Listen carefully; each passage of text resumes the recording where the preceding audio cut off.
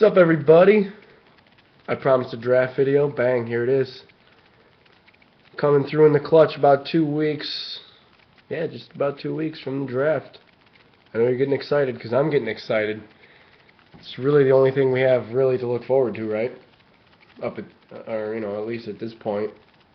Season doesn't start for 5 months. Training camp doesn't start for 3.5. It's the draft. Schedule comes out next week. There you go. I'll probably have a video up for that. But this video, dedicated to the NFL draft, trying to preview that for you, what directions the Bills might go in. And I want to know, I want your feedback too. So, be sure after you're done watching the video, no matter how far you go, leave comments, hit me up on Twitter. It's the same as my username for this. And, we'll have discussions. I read everything, I see everything, so I'll answer you, as long as your question is legitimate. Bills have the 8th pick. We've known that for 3 months. And it's an interesting selection because there's no clear-cut quarterback. The Bills obviously need a quarterback. I know they have Tavares Jackson. They have Kevin Kolb, who they just signed. I just think that that's not going to phase them at all. Kevin Kolb, Tavares Jackson might be competing for the same roster spot. Whether that's the opening day starter or the opening day backup or the starter, soon to be replaced by the rookie, remains to be seen. We'll talk about that as we move forward into this, this workouts, OTAs, mandatory mini camps, and even training camp. So, not concerned about that right now. Just more so concerned about getting a quarterback that this coaching staff likes, that they feel that they can have some success with long term. I know that this team, the Bills, have a propensity to fire coaches. 3 years done, like less than 3 years. I mean, look at them all: Greg Williams, Mike Mularkey, Dick Duran, Jan Gailey. Just the list goes on. So they have some work to do. The coaching staff, Marone, Hackett, Patton, those guys. I hope they're the answer, as with anybody else. I hope they're the answer, but it starts at the quarterback position. It's the most important position on the field, and you got to have your guy, a guy that you believe in, a guy that believes in what you're doing, and has all the right skills, has the proper attitude, motivation to get it done. I liked what Kevin Kolb said in his interview. I thought he sounded motivated. The whole Super Bowl thing, not fazed by it. That's obviously what he's here for. You can make your jokes if you want, but obviously he wants to win. So I'm not mad at him for that. All in all, getting back to what I originally said, the Bills are going to need to draft a quarterback. Is that going to be at 8? I don't think so. Now that you have Kevin Kolb, if Geno Smith is there at 8, do you take him? I might pass on him. I don't think he's going to make it to 8 personally. I think somebody might come up and get him if the Eagles don't take him, or the Raiders, or the Cardinals. There's landing spots for him. I would be. I may have said this before. I would just be surprised if Doug Marone, the coach of Syracuse, who won the Pinstripe Bowl against Geno Smith and West Virginia and basically shut him down, would draft him thinking that they could turn him into, a full-time starter in the NFL, having, scripted a blueprint almost to beat him. I don't think that he fits what they're trying to do. I don't, like I said, this Bills quote-unquote system. Nobody really knows what it is, but we kind of have an idea that it's going to be based on West Coast principles. And Geno Smith is stretch the field, spread the field. How many snaps did he take from under center this year? That's not the type of quarterback you're looking for. Is it a Matt Barkley? Maybe, but is Matt Barkley worth taking at 8? I mean, Matt Barkley 2 years ago, I would have wanted to tank the season just to get Matt Barkley, but this past year he wasn't, very good at all. He was hampered by injuries, which I understand happens. He can still make some pretty good throws, and he throws very well on the run, which is obviously good for bootlegging and rollouts. And USC used West Coast principles in their offense, so he's, an accurate passer. Can he make all the throws? It's tough to look at Barkley and wonder and accentuate negative things about him, because he seems to have a good head on his shoulders. He has a great attitude. He wants to win. He's a starter, four-year starter. That's the phrase I was looking for. Because he started all through high school too. The guy just starts all the time. A leader, vocal, by example in the locker room. I mean, he seems like an ideal player for the Bills. And I think that Matt Barkley, and it was just reported today that he's coming back for another visit with the Bills. I think the Bills are pretty high on Barkley. I don't know if they're high enough to take him at 8. I don't think I would take him at 8.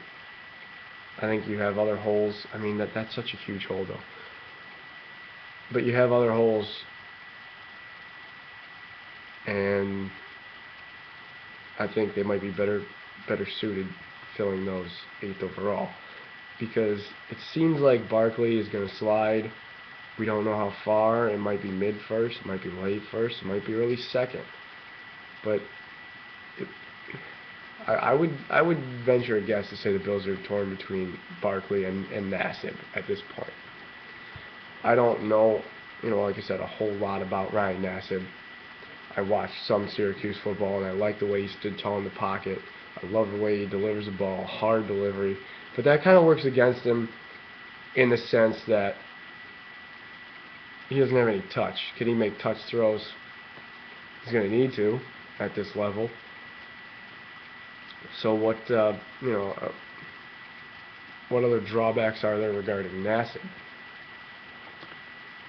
I mean, the obvious positive is that he's worked with Marone and Hackett.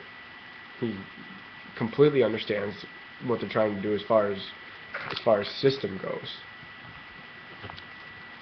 So, I mean, he's got that working for him. But does he have all the skills? Do they want to continue this? I mean, Marone keeps saying, oh yeah, we like Ryan. Ryan's going to be a terrific player in this league. Does that mean for you? It just sort of sounds like everything that they say is coming off is something that you would say about a guy who you coached in college and you're not going to coach anymore. But maybe I'm just reading too far into it. Nassib could be in play at 41. E.J. Manuel, another possibility. Landry Jones. I think you're stretching it more with those. I think the Bills worked them out. They saw, and then, like you said, Barkley's getting another visit. Do they really need another visit with Nassib? I don't think so. That's why I think he's an option. I'm starting to really like, I know they brought in Tyler Bray, but the more I watch about Tyler Wilson from Arkansas, I kind of like him. The guy is real tough. I don't know if he has all the skills, but like he reminds me of Brett Favre coming out of college. Now, you're like, Greg, that was 1992 or whatever the hell, 1991. How do you know that? You've seen enough of Brett Favre. You see Brett Favre all over these freaking ESPN shows and everything for the past 3 years up until, he retired finally. Just, highlight after highlight after highlight after highlight. Not necessarily college, but when he came out of college with the Falcons and early on with the Packers, I just thought that that's sort of what Tyler Wilson plays like. Now, he would obviously have to develop and get his timing and, sort of adjust, become accustomed, become acclimated to the league. And I don't know how, well he would be able to do that. I'm just offering an opinion. He would probably be in play at 41, but I'm going to stick to it that it's either Barkley or Nassib right now. And I really honestly don't know. Nassib's not worth taking at 8. I don't think Barkley's worth taking at 8. Unfortunately, I don't think Barkley's going to make it to 41. I don't know about Nassib. He might. Some people are high on him. Others aren't. Like Jaws loves him. Mayock has him 5th. Jaws has him 2nd. So I mean, it's a total crapshoot, as the draft always is. And now, with the way it is, the first round's Thursday, the second round's Friday, second and third round are Friday. The first round could end, and Barkley and Nassib could both still be on the board. Then what do you do? Because then guys or other teams, other GMs are thinking, we could come up and get one of these quarterbacks early day. They have a whole day to wheel and deal, to propose trades. And the Bills have to be in the mix for that. I mean, they have to be on the ball with all of that.